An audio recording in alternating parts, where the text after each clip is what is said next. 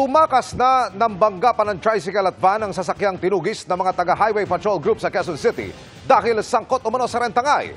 Nahuli kami yan sa aking eksklusibong pagtutok.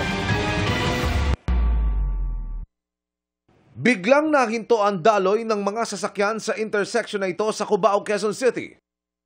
May sasakyan na palang umaatras at hinahabol ng mga nakauniporming pulis. Pero nakalusot ang sasakyan hanggang sa kabilang kalsada at saka humarurot palayo. Binuntutan naman siya ng police mobile at dalawang operatibang sakay ng motorsiklo hanggang sa marating ang kantong ito na may stoplight.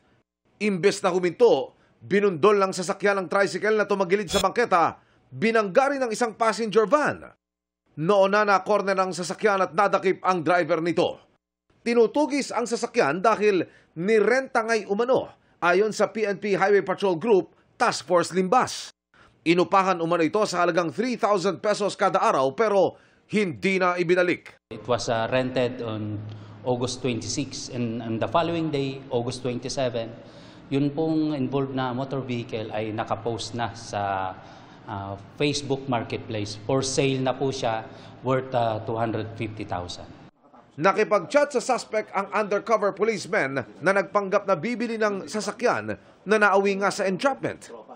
Ayon sa HPG, dati nang may kaso na may kinalaman sa carnapping ang suspect pero depensa niya.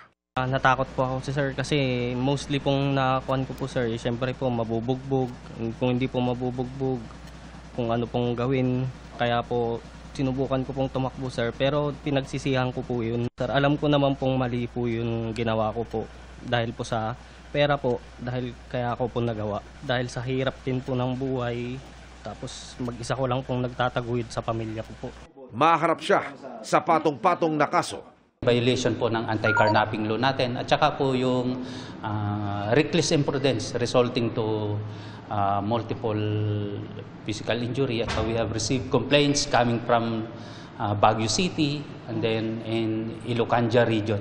The same na mga victims, tinangay din po yung kanilang mga sasakyan. Nirentahan po nitong suspect na. Para sa GMA Integrated News, Emil Sumangil, nakatutok, 24 oras.